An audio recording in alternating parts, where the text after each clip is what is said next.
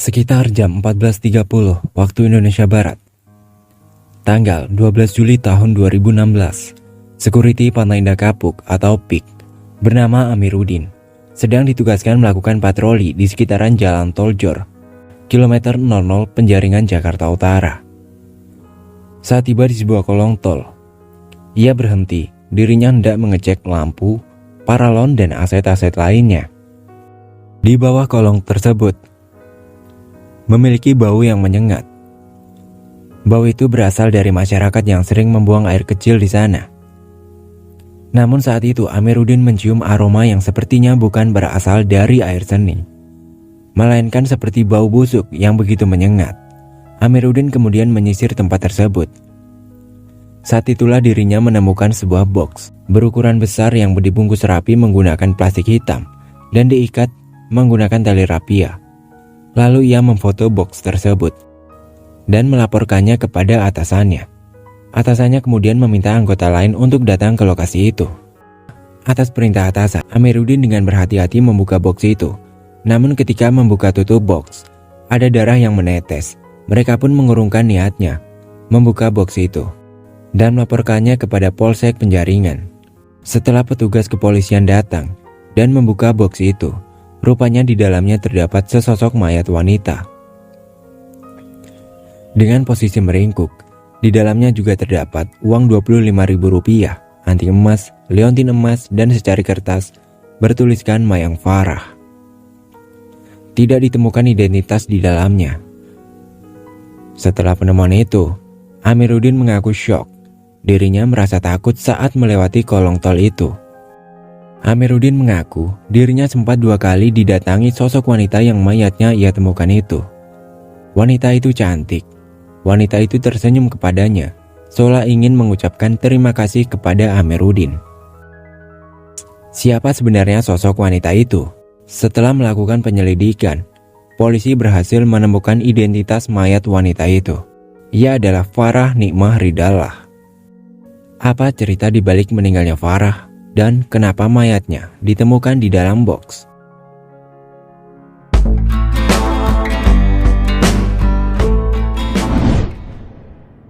Farah Nikmah Ridallah, seorang gadis berparas cantik, lahir pada 16 Mei tahun 1992. Saat itu usianya masih 24 tahun. Sedangkan nama Mayang yang ditemukan dalam box bersama dengan jenazahnya adalah nama panggilan Farah semasa kecil. Tulisan itu merupakan pemberian dari ayahnya, selalu tersimpan dalam dompet Farah. Farah merupakan anak kedua dari 4 bersaudara. Di mata keluarga dan kerabatnya, Farah dikenal sebagai sosok yang pendiam, sikapnya ramah, sopan, dan berjiwa sosial tinggi. Farah menempuh pendidikan S1 di Universitas STIE Tribuana Bekasi. Dan pada 2014, dirinya diterima bekerja sebagai resepsionis di PT Kelola Karya Bersama. Dan ia ditempatkan di Bank Bukopin Cabang Tangerang Selatan. Selama 2 tahun bekerja sebagai resepsionis. Ia juga dikenal baik, supel, dan sosok yang berintegritas. Ia juga tidak pernah mendapat komplain dari nasabah tentang pelayanannya. Farah adalah anak yang berbakti kepada orang tuanya. Ia berencana akan memberangkatkan ibundanya untuk pergi umroh dan berencana memasukkan adiknya di sebuah pesantren.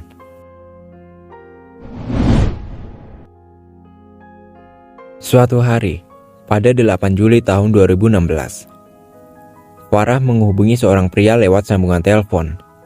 Lewat sambungan telepon itu, keduanya lalu berkenalan. Pria itu bernama Kelvin Supargo. Setelah perkenalan singkat itu, keduanya langsung membuat janji untuk bertemu pada malam harinya di apartemen tempat tinggal Kelvin. Kelvin Supargo berusia 53 tahun.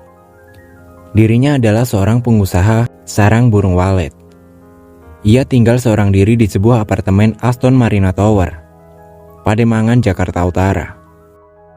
Dirinya telah bercerai dengan istrinya, dan dari hasil pernikahan dengan mantan istrinya itu, ia dikaruniai seorang anak laki-laki. Setelah berpisahan dengan sang istri, dirinya seringkali merasa kesepian Hingga suatu hari, ia pergi di klub malam. Di sana ia bertemu dengan temannya. Kemudian Kelvin meminta kepada temannya itu untuk dicarikan seorang wanita yang mau berkencan dengannya. Teman Kelvin lalu menghubungi Farah, menawarkan hal itu kepada Farah. Siapa Farah sebenarnya? Selain berprofesi sebagai resepsionis bank, ia juga memiliki profesi lain, yakni sebagai wanita panggilan high class. Dalam perjanjian yang disepakati keduanya, Farah akan menemani dan menginap di apartemen Kelvin selama 2 hari. Dan untuk tarifnya, Kelvin akan membayar Farah sebesar 4 juta rupiah. Pada malam harinya, sekitar pukul 19.00 waktu Indonesia Barat, Farah datang menepati janjinya. Sesampainya di apartemen Marina Tower B, ia menunggu Kelvin di lobi. Farah sempat masuk ke dalam toilet sebentar. Tak lama, Kelvin datang menemui Farah. Mereka berdua sempat ngobrol sebentar di lobi apartemen, sebelum akhirnya mereka naik ke lantai 27, unit tempat tinggal Kelvin. Setelah itu keduanya melakukan hubungan layaknya suami istri. Dan pada jam 9 malam, seusai melakukan hubungan itu, Kelvin memberi Farah uang 4 juta rupiah sesuai yang dijanjikan sebelumnya. Setelah itu Farah tidur di unit apartemen Kelvin hingga pagi hari. Pada keesokan harinya, Kelvin mengajak Farah turun ke lantai 2 untuk makan siang. Setelahnya, keduanya kembali lagi naik ke unit Kelvin. Saat itulah, Kelvin mengajak Farah untuk melakukan hubungan badan lagi. Namun ajakan itu ditolak oleh Farah. Farah mengatakan, "Enggak lah, kamu keluarnya cepet. Ngapain dilanjutin lagi? Lagian saya udah dicari orang tua saya." Mendengar kalimat itu, Kelvin naik pitam. Ia marah lantaran merasa kejantanannya dihina oleh Farah. Kelvin kemudian mengambil tongkat kayu. Saat Farah lengah, Kelvin langsung memukul leher bagian belakang Farah. Farah kemudian tersungkur. Melihat Farah tak berdaya, Kelvin justru semakin menjadi-jadi. Ia kemudian mencekik leher Farah. Farah tak berdaya akibat pukulan yang dilayangkan oleh Kelvin.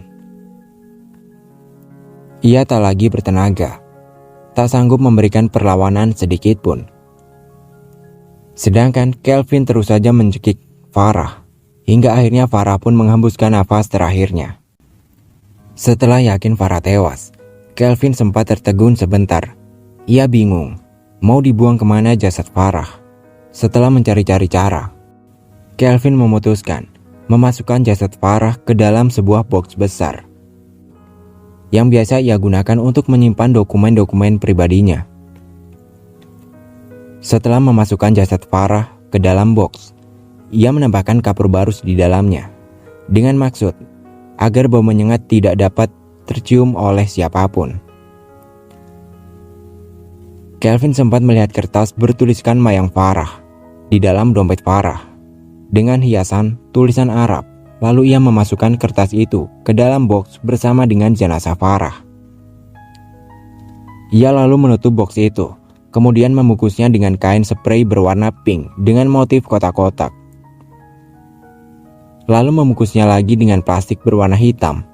Selanjutnya, ia ikat menggunakan tali plastik berwarna biru. Box berisi jenazah Farah siap untuk dibuang. Kemudian, ia mencari mobil sewaan untuk membawa box, sekaligus mencari lokasi untuk membuang box itu. Setelah mendapat mobil sewaan, ia kembali lagi ke apartemennya untuk mengambil box yang berisikan jenazah Farah. Untuk membawa box tersebut, Kelvin meminjam troli dari pengelola apartemen. Saat di dalam lift, ia bertemu seorang pria yang kemudian pria itu bertanya, "Untuk apa membawa troli?" "Untuk membawa barang-barang pindahan," jawab Kelvin. Ia lalu meletakkan box di atas troli, lalu membawanya turun menuju lokasi parkir. Kelvin pun mulai mencari-cari lokasi yang aman untuk membuang box berisikan jenazah Farah tersebut. Ia sempat berputar-putar lantaran kebingungan, sebelum akhirnya ia memutuskan membuang jenazah Farah di bawah kolong Jalan Tol Jor, kilometer 00, Kelurahan Kemal Muara, Penjaringan, Jakarta Utara. Lantaran tempat itu jarang dilalui. Setelah berhasil mengidentifikasi mayat wanita dalam box, tak butuh waktu lama bagi pihak kepolisian untuk menemukan siapa pelakunya. Pada tanggal 13 Juli tahun 2016, pukul 4.05 waktu Indonesia Barat, di apartemen Marina Tower B, tim gabungan Subdit Resmob Ditreskrimum Polda Metro Jaya, Satreskrim Polres Jakarta Utara, dan Reskrim Polsek Metro Penjaringan menangkap Kelvin yang melakukan pembunuhan terhadap Farah.